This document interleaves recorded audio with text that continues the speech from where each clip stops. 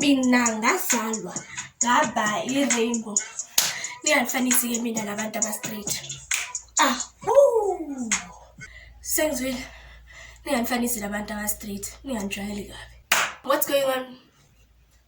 What is going on, honestly? What's going on? My name is Jfia and welcome back to the channel. Apart from white people, the queer community has to be one of the most confusing people on this planet. People have tried mathematical equations. They have tried chemical equations. They have tried biblical equations, but they still haven't been able to figure us out. And that's probably because we're unfigurable. The straights have tried.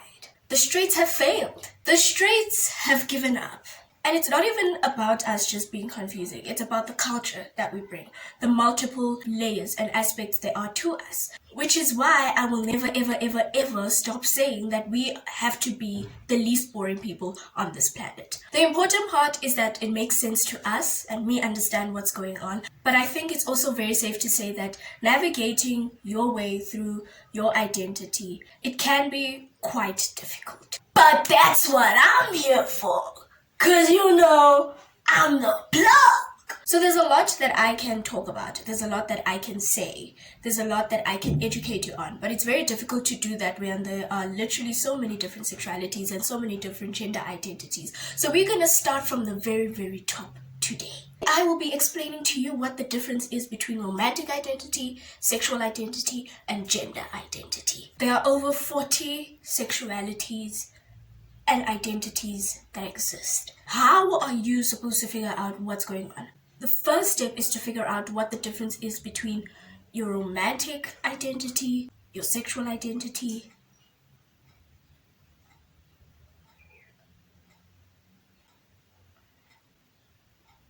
and your gender identity. It took me such a long time to get there. Number one, romantic identity. Now, figuring out your romantic identity has a lot to do with knowing about your emotional self. You need to know about how you express yourself, how you express your feelings. All of those aspects of the human being is what will play a part in your romantic attraction. And if you're someone that's only figuring out the identity later on in life, this tends to be the more easier aspect to figure out, because all you need to do is realize and understand and see and really look at it and pick apart and put it back together and see who you are able to fall in love with emotionally. Now, this has nothing to do with all the other aspects of yourself, of your soul, you know, your mental, your physical. That has nothing to do with that. It has to do with your emotions. Your romantic identity also comes in different shapes, in different forms, in different sizes. So you always have to keep yourself in the loop of the different romantic identities that exist and the different romantic identities that you see yourself feeling comfortably labeling yourself as. So examples of romantic identities include heteroromantic, which is the boring one, which is girl, boy, wow, fall in love. There's biromantic, which is your romantic attraction to two people. Not two people, hold on. Your romantic attraction to two genders. Panromantic, which is your romantic attraction regardless of gender or irrespective of gender or of more than two genders. Once you figured out that aspect of who you are, then number two seems to come in a little bit easier. Number two is your sexual identity. Now, this is the one that people tend to focus on the most when they're trying to identify themselves and trying to find themselves and trying to navigate that. So this tends to be your main focus as an individual of the queer community. Now, I'm not gonna lie. This aspect of the queer community, there's so many identities that exist. There's so many things to learn about. Even I learn something new every day about the leg booty community that I didn't know the day before. But basically, your sexual identity goes with your sexual attraction. So this pertains to more of the physical aspect of yourself. When you see an attractive person or person that you find attractive, how does your body react to that?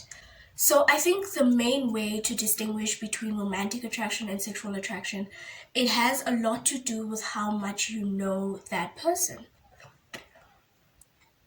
Load it up.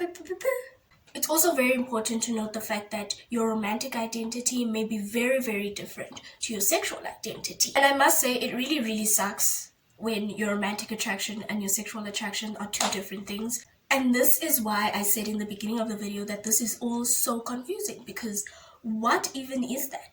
Number 3 is what sends most people into mental breakdowns every single day, because yes! Coming in with number 3, we have gender identity. Now listen, as soon as you figured out your romantic and sexual identity, this will come to haunt you like that. Literally instantly, you will have a moment in time that makes you feel like the first time you were questioning your sexuality, where you are now questioning your gender. So this is where your pronouns come into play. You've probably seen a lot of people talk about their pronouns being they, them, or she, her, or he, him. Gender is such a weird aspect of a queer people's life, because there's literally so much that goes into gender and so much that you have to unlearn and relearn and educate yourself on, to the point where you don't even know what's going on anymore. You know what? I am standing on a floating rock. There's no reason for me to feel like this. So there are multiple genders. You already know of male and female, which is the norm, I guess. And there are a lot of other pronouns that you could use. For example, she, her, right? There is he, him, right? There is they, them, right? But then there is she, they, he, they, and many more.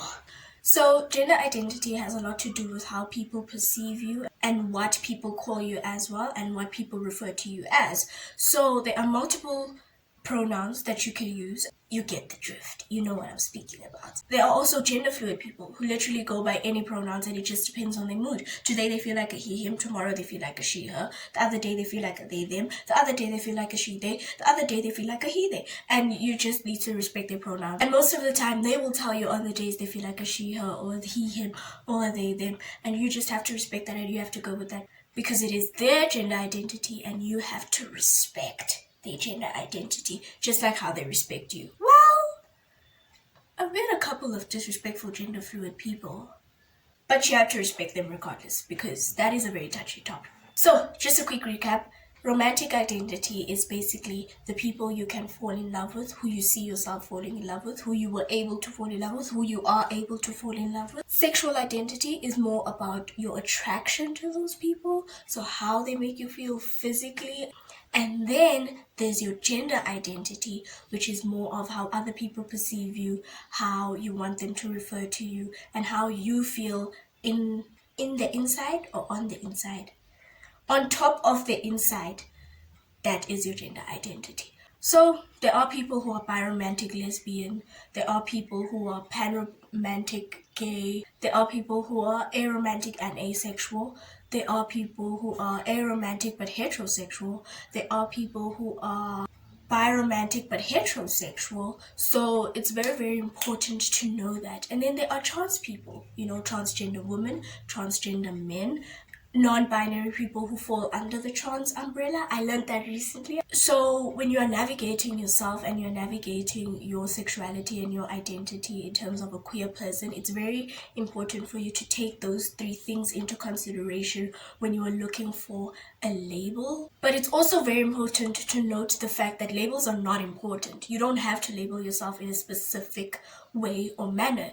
If you're not sure about your identity in any way, shape, or form, then there is no rush in you trying to figure it out. But until then, if you know you are not straight, then you can always refer to yourself as a queer person. And anyone who has any further questions need to deal with it with their Lord, with their God, with their Bibles in their hands, because you are not going to answer those questions. Don't question it, because like I said in the beginning of the video, the Lega Bigger Tigger community is literally one of the most confusing of it all. Except for the Christian community, you're pretty confusing too. I swear, I just educated a whole bunch of people.